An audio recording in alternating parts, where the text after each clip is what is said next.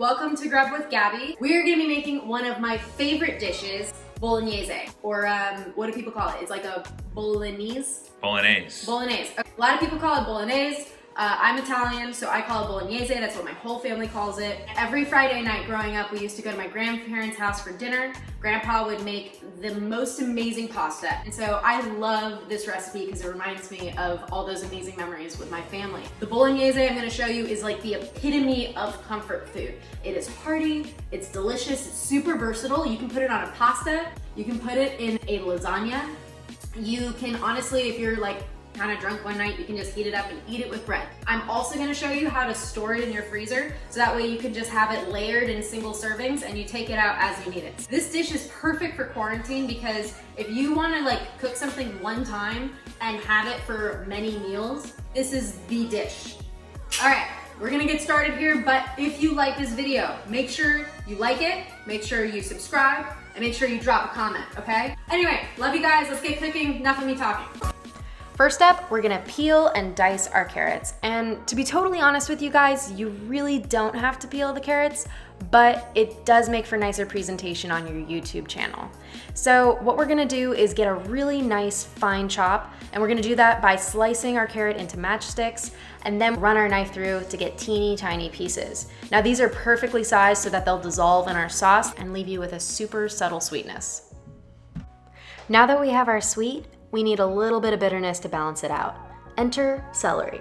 To achieve tiny pieces, what we're going to do is run our knife along the stalk of the celery, making sure that everything's held together at the butt, and then we're going to rock our knife back and forth to create these teeny tiny pieces that are roughly the same size as our carrots.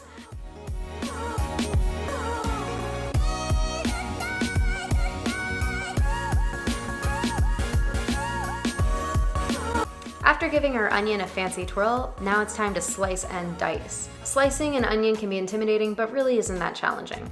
You're going to make some small cuts along the side of the onion, some top chops, and just make sure everything's held together by the butt.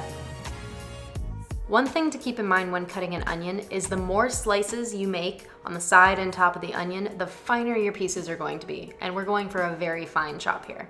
Time for the star of the show, our meat. We're going to season this bad boy using the very scientific method of 1 pinch per pound. Since I've got 2 pounds, we're doing 2 pinches.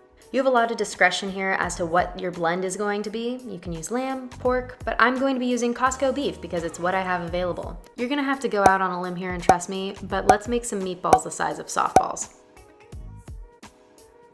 Throw down a little bit of olive oil over medium-high heat, and now it's time to drop our beef. Now repeat after me.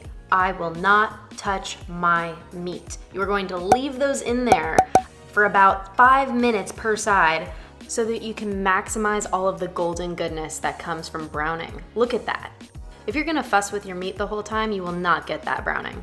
Once you have 10 minutes of browning on each side, your meat will be cooked 3/4 of the way through and we're gonna pull it off. Now, in goes the veg. Give her a little sprinkle of salt, a little toss, and what this is gonna do is the salt will extract all the moisture from our veg and then naturally deglaze the pan. All of those brown bits that were previously stuck to the bottom of our pan have now been incorporated into our vegetables. Next up, tomato paste. Stir her in and make sure she's incorporated and cooked for about 3 minutes before adding our anchovies. Yes, you heard me right, anchovies. No, you don't have to put it, but you should, and you will not taste it.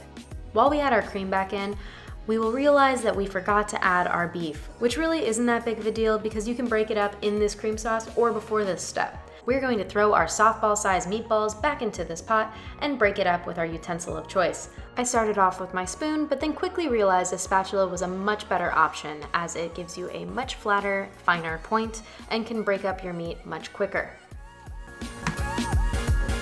At this point, we're gonna add a little bit of alcohol, so I'm gonna sacrifice my glass of wine. I actually want 2 glasses, like not just for me to drink, but for this dish. That looks good.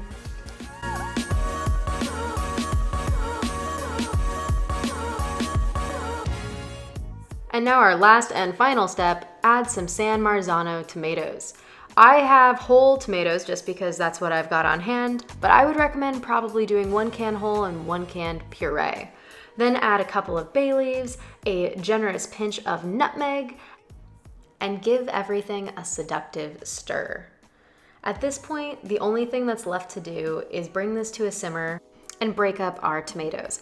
If your tomatoes don't break right away, do not panic. We're gonna be simmering this bad boy for a few hours at least. So as this comes to a simmer and develops that flavor, your tomatoes will break apart, I promise. And now for the most difficult part, waiting for this sauce to be done while your house smells like heaven. You do not have to do anything other than relax, watch some Netflix, and occasionally stir this baby to make sure that nothing's sticking to the bottom. You can do this for as long or as little as you want, but I would suggest doing it for at least 2 hours to really get the flavor developed. I personally always aim for 4 to 6 hours. About 6 hours later, this sauce is looking absolutely gorgeous, and all I have to do is set it off to the side so that it can come down in temperature. You wanna make sure that your sauce is at room temperature before you put it in storage. Otherwise, your Ziploc bags will burst at the seam and you will be left with a saucy situation all over your counters. Now, make sure you date and label your Ziploc bag. You pour about 3 cups of sauce into your bag, which will provide the perfect amount of sauce for 1 pound of pasta. Now, all you have to do is lay it flat, make sure all of the air is out, and she is ready to be stored in the freezer.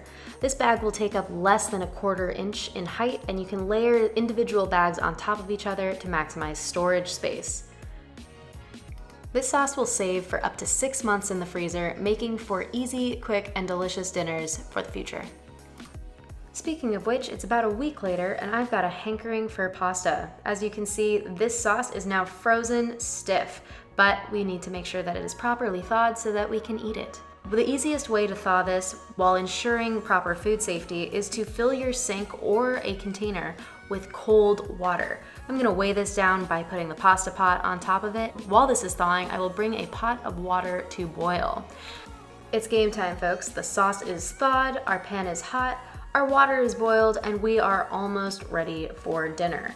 Now that our sauce is coming to a bare simmer, I'm going to reduce the heat to ensure that it doesn't get scalded. I will salt my pasta water so that it tastes like the ocean. I will salt it a little bit more because it wasn't quite right. Time to drop our pasta. I'm going to be using fusilli, and I'm going to be cooking it as indicated on the package to al dente, which is about 9 minutes. I'm going to stir this frequently to make sure nothing is sticking together, and towards the end, I'll steal 1 cup of pasta water. That will help our sauce bind to our noodle at the end. My pasta strainer is already waiting for me in the sink, and I'm going to drain our pasta and transport it safely back to the stove where I'm going to incorporate it with our simmering sauce. Toss the noodles into our sauce very carefully as to ensure you do not splatter all over your shoes, and then toss with tongs. This is a little bit embarrassing, guys, but I didn't get a clip of me adding any of the starchy pasta water, but trust me, that is a non-negotiable. Over medium heat, heat your pasta, incorporate a little bit of starchy pasta water at a time, and that will allow the sauce to adhere to the noodle and give you that beautiful restaurant quality finish. Last step is to finish it off with a little Parmesan cheese, and try your best not to dive face first into this gorgeous bowl. Taste time.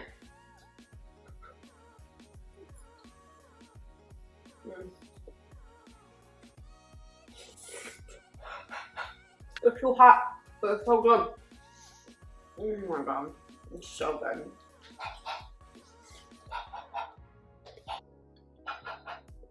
It totally just scalded my mouth, but it was so worth it.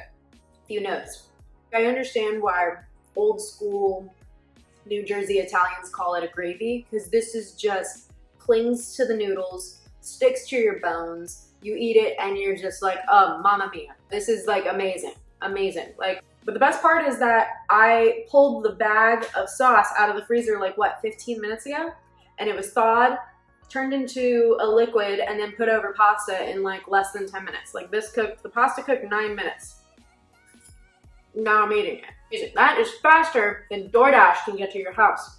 I'm getting out of here. I'm gonna eat this. I think you guys should go and make it immediately so that way you too can be as happy as I am. But in the meantime, don't forget to like, subscribe, comment, and then if you guys want more of things like this on a daily basis, follow me on Instagram. Until then, I'll see you next week.